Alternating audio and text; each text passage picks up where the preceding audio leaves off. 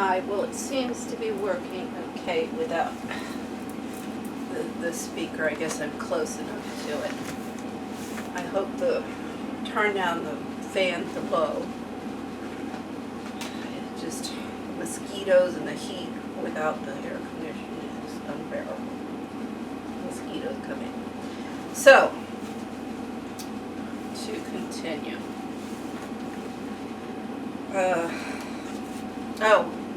This gets me back to what I didn't finish. So, a couple months, this was about the time when Adrian was getting all, going to get rid of me, decided to get rid of me, and I knew it.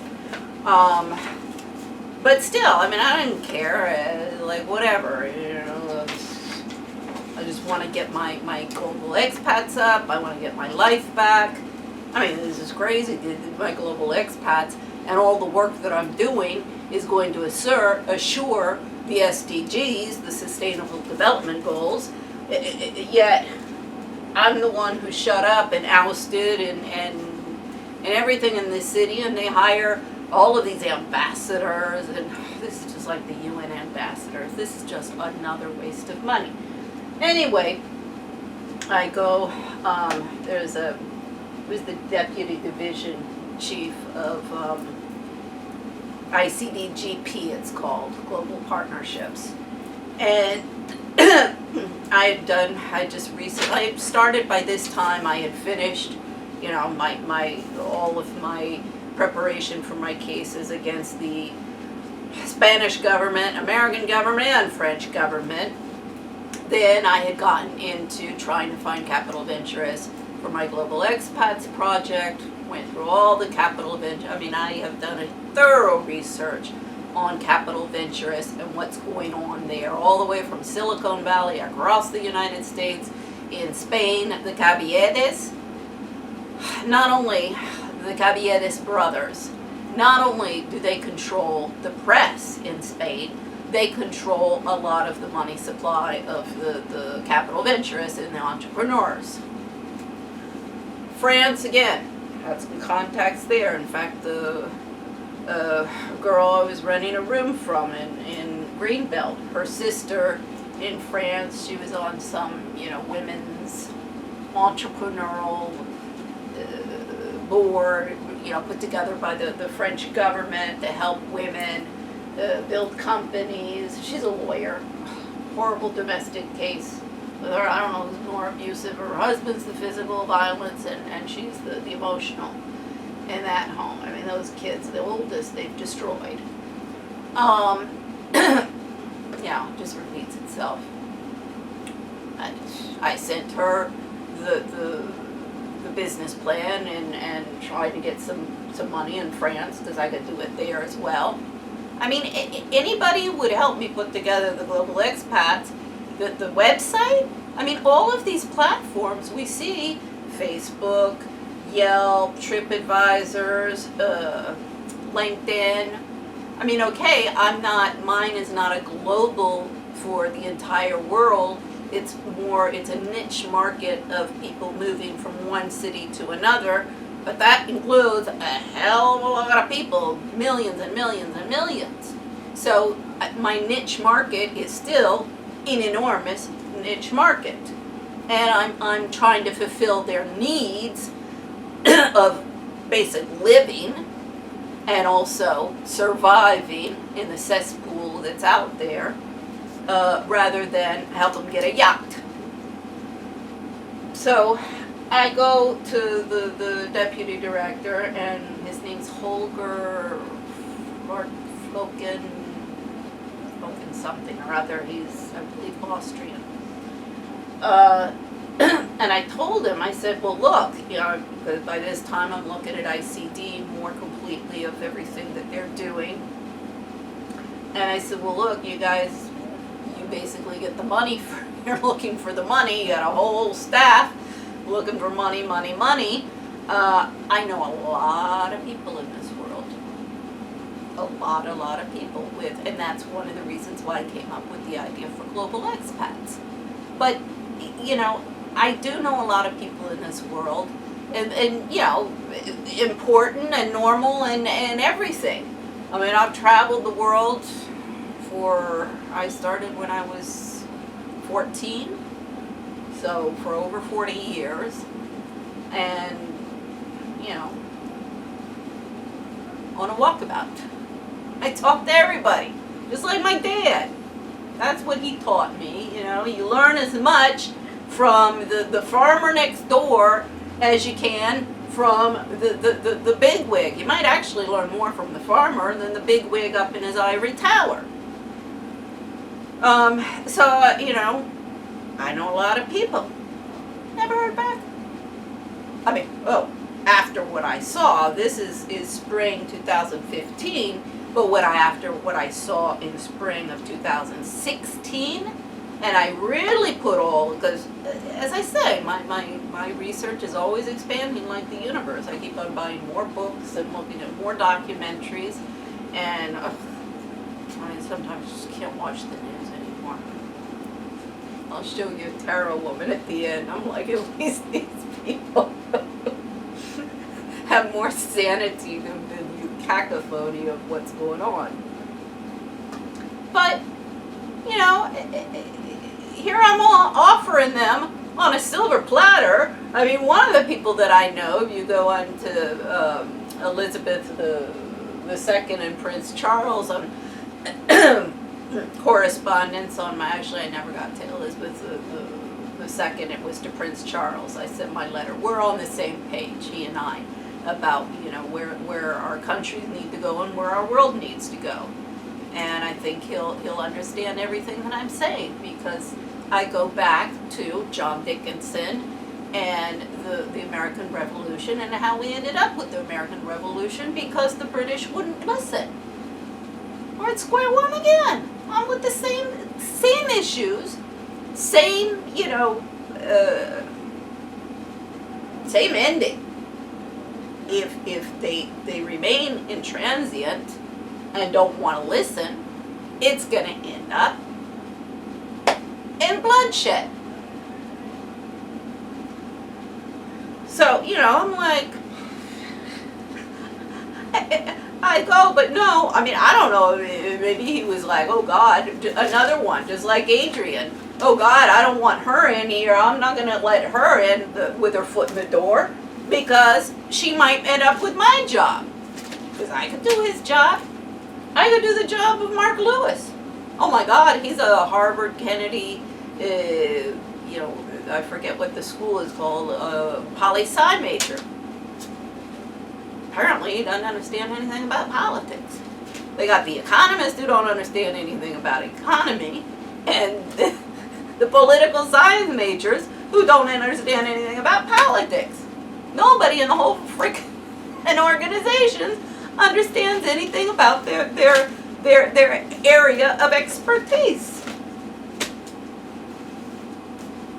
I mean, he saw the banner, this is a coup d'etat, and he just walked away. So, you know, I mean, cover up after cover up after cover up. I could come bite you in the ass at the end.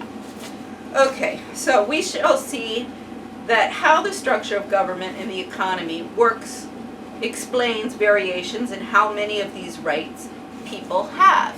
See, once again, you have to uphold people's rights. You just can't promise them. This in turn accounts for whether the people take to the streets and whether they can succeed in orchestrating change, as we recently saw in some parts of the Middle East, or remain oppressed, as we saw in others. Okay, let's see, this book is 2011. I'd have to look what we will see, okay, no, up there. So, great thinkers' confusion. So now he's talking about Thomas Hobbes, James Madison, Montesquieu, Plato, and Aristotle. Thought about government mostly in the narrow context of their times. And Machiavelli as well. Because this is one, and you know, a valid point that, and this is what I'm going to get into here is that, all of these different thinkers, and a lot of them, all of them, I guess I agree with.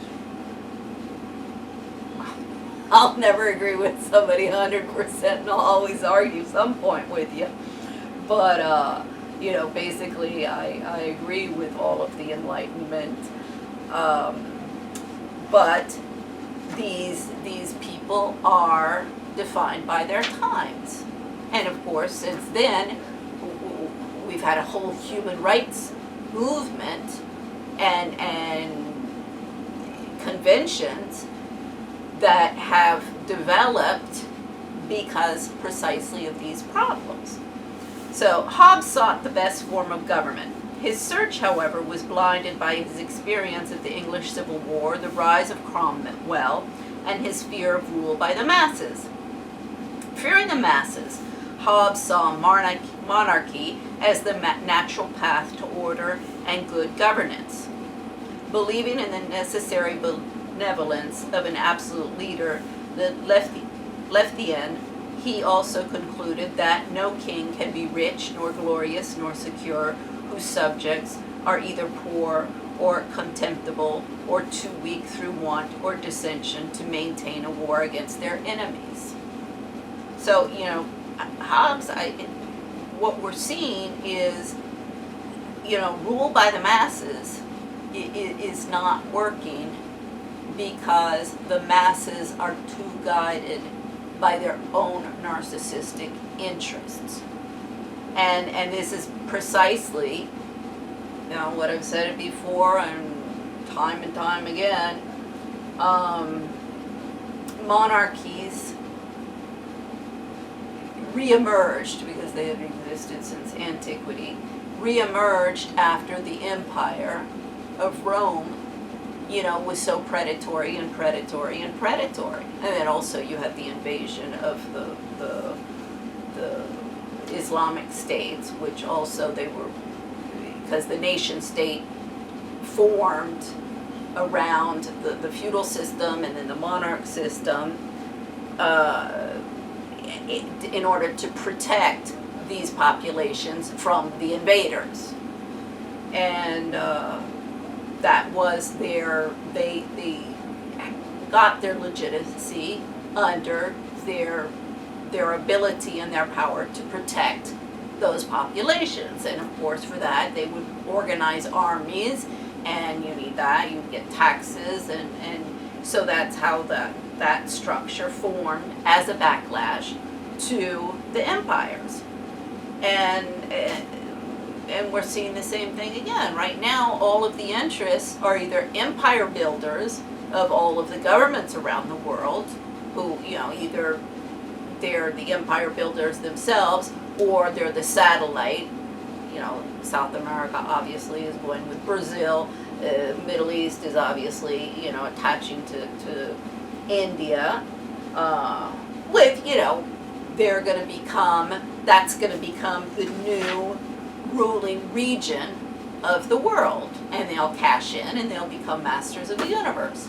And so that's what all of the government and people who work at the UN and the IMF and the World Bank are aiming for, in violation of international conventions and in violation of their mandates,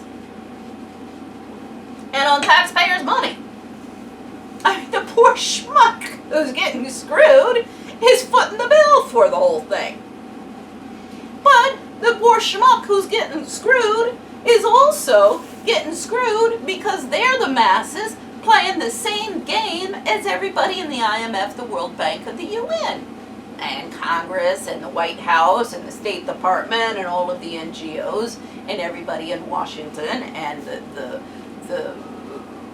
press, the journalists. The narcissism game. My interest, my pockets. All I care about is keeping up with the Joneses, having a nice $1 million house, and having a nicer car and a nicer, front yard than my neighbor. And that is their objective in life. That's why their kids are screwed up. I mean, right before Christmas, 6 girls from Foxcroft got kicked out for, I don't know if it was drinking or drugs or whatever. I mean, instead of kicking the girls out, we need to start addressing, and excuse me also, Foxcroft has gotten on board this whole diversity stuff, affirmative action. Keisha Knight Pullman went to Foxcroft as an alumni. Oh, see? When it's to protect and go to court to show what an upstanding person the rapist and pedophile is, Bill Cosby, you got a Foxcroft alumni right then and there. With me? I don't know. If we want to go after the pedophiles, if we want to go after the rapists, if we want to go after the murderers, if we want to go after the abusers, they don't want to get involved.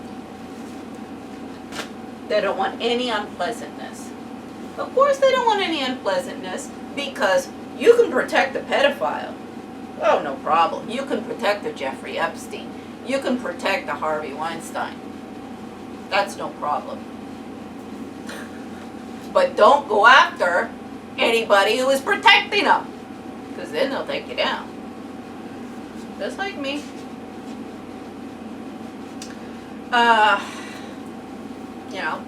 Machiavellian. I mean, everybody in this town, that's how this town is run. And it's worse, because when I was here in the 80s, it was like, oh, no, we were civilized compared to New York. New York was the Big Apple where you get chewed up, spit out. One guy said to a friend of mine who came back from New York. But we were the civilized ones compared to New York.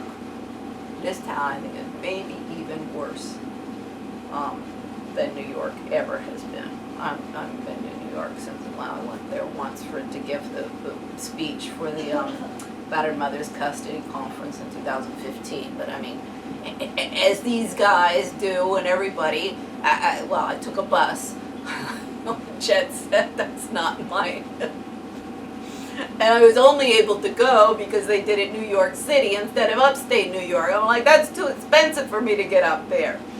And so, I took a bus, and then from there I got to the hotel. I stayed, I think, did we stay 2 nights? I think it was, the weekend, and then came back to Washington. I mean, I didn't even get into New York except to the bus station, and then to go and get another bus. So that's how they visit all around the world. I keep on saying that you guys don't travel. You go from one hotel and one conference room or one, office to another. You don't even know if it's a different country. You look at the places that you're in. This is not traveling. And you guys who are spending all of this money, the taxpayers' money, guess what? They've invented this really cool thing. It's called the internet. And it's got Zoom, and it's got Skype, and you can do it all online. Some of you guys actually do it. One of the guys, it was Gerd Schwartz, he said, no, but it's important for us to go to these meetings or go to the conferences, because we meet the other people and face to face. And I agree, that is important. I mean, I much of governing or managing or any project that you want to get coalitions or bring people in, or just moving to a new city with your family and meeting a new, because you go and you have to make a whole new network. This is why the expats are so great, and I'm so great at networking. My goodness, how many countries, how many times, I think, let's see, for the past 40 years, I've moved addresses at least once every 2 years on an average. God, keep on moving from country to country to country. So, even coming back to Washington, D.C., I mean, a lot of the people that I knew, have left. Some of them are still around, and it's not good for them, particularly former Senator Bennett Johnston. But that's what networking is about. So I get it. Yes, having a face-to-face with people is you get a better gist of the person, and also you're seeing them over a couple of days. A lot of our communication is nonverbal. So yes, if you're actually doing something with that, but it is just to schmooze and cruise so you can get more money for your $330 million BS training program. But I'm sorry, that is called fraud. And if you're doing it to cover up for all of the problems in the banking system and the idiot regulators out there, I mean, idiot regulators. My best example is the Bar Association of Madrid, where the regulators there, said that it was the right of lawyers to violate the rights of their clients under the principle of judicial independence. And they put it in writing in an official decision. Oh my God. You guys give them the nail, you give them the hammer, you even give them the frickin' coffin to put you in. You people are idiots. See, this is why all of the training in the world cannot teach these idiots how to do their jobs. You need to get competent people in there and stop with the cronyism, the nepotism, the couch casting, and once they get their little prize, you can't get rid of them. And that's why they're consolidating with Gina Pioni. I can't wait to find out what happened with Kate Phillips. I know there was a power struggle between Gina Pioni and Kate Phillips, and Kate Phillips lost and got ousted. Oh, I mean, you talk about a Machiavellian woman. And see, this is the thing. Don't ever be fooled by a sweet, soft-spoken, and you better be careful. The sweet ones, those are usually the most dangerous. Because the thing is most people believe, they're wonderful actresses. And most people will believe their little act, but they're schizophrenic. All about Eve and the two faces of Eve. So let's see.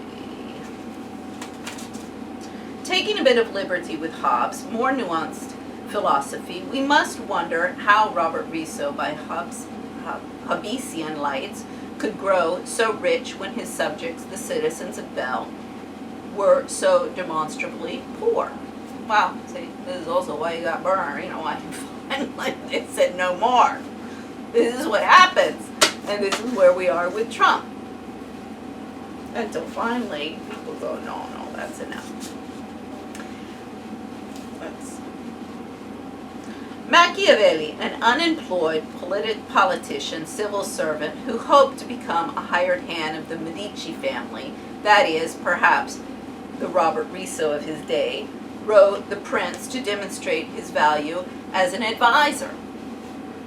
It seems the Medicis were not overly impressed. He didn't land the job.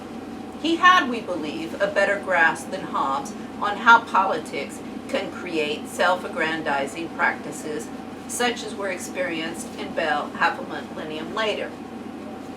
Well, this is to the credit of the Medici families. They weren't interested, and shows say he had been, Machiavelli had been working with the Borgia family when they were in power. So of course his reference, as they say, here is the context of their time. His context and reference was the Borgias. And to the credit of the Medicis, they weren't interested in him and his philosophical advice. Writing in the Discourses, Machiavelli observes that anyone seeking to establish a government of liberty and equality will fail.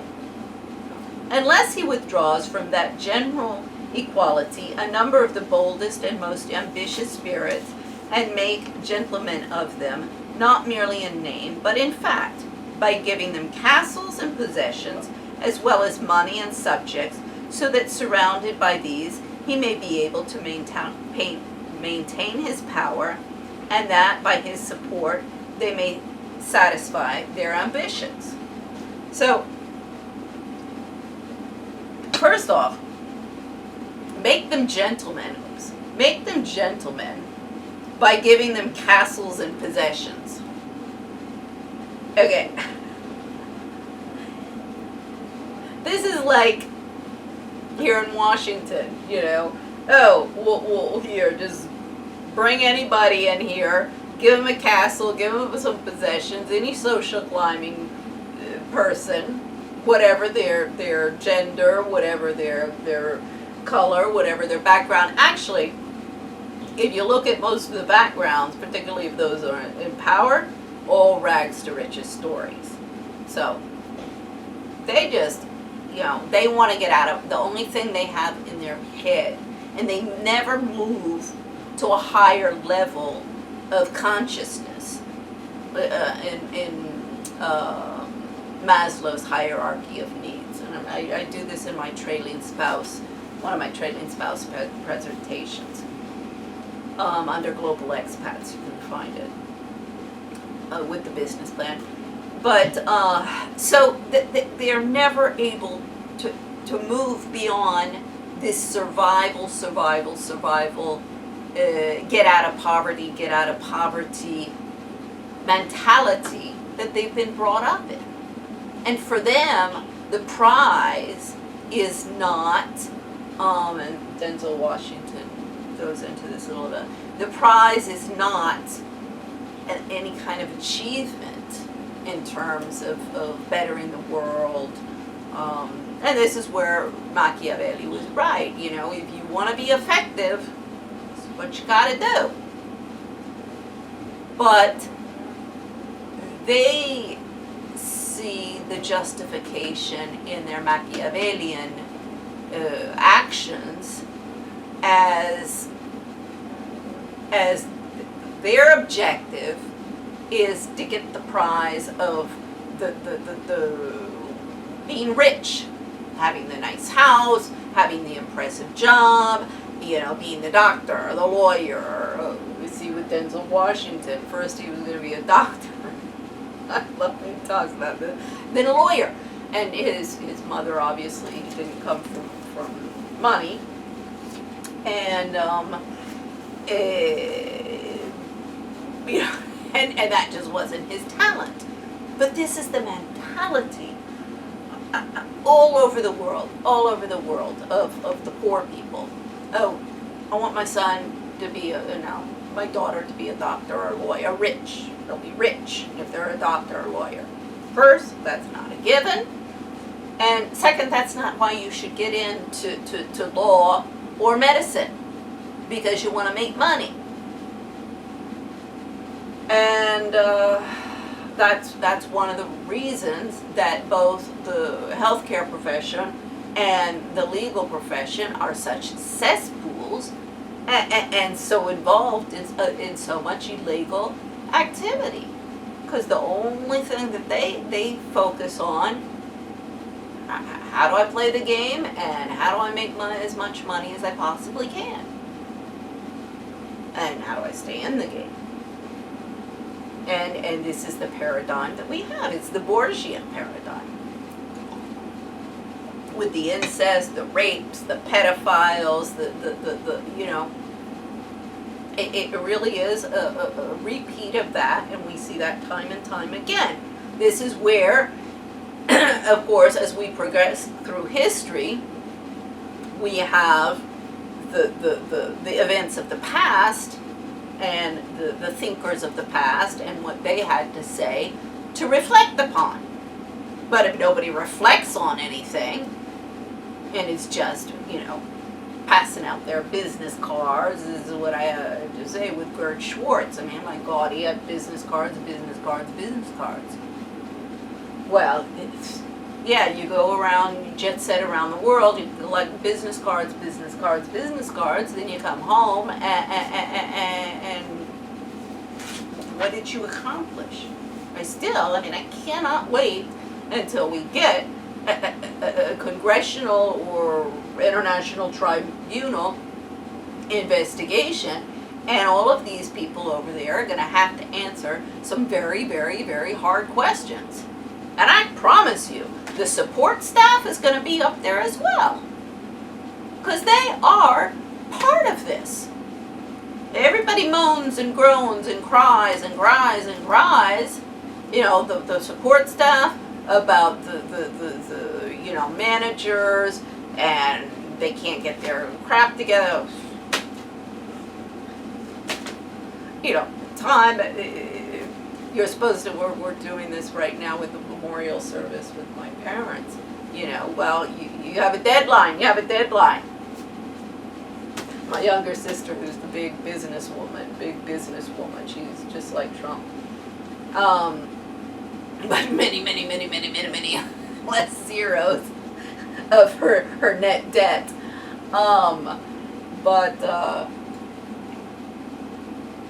You know, she can't meet any deadlines. I'm like, I mean, if I was the office manager over at the Institute for Capacity Development or the State Department or any other place, or the IMF, any other place in this city, if these guys start going, you know, well, no, I need an extension. I'm like, I'm sorry. The dog ate your homework, didn't work with me, and this, I got a PhD, so I don't have to get my stuff in on time, doesn't work with me anymore.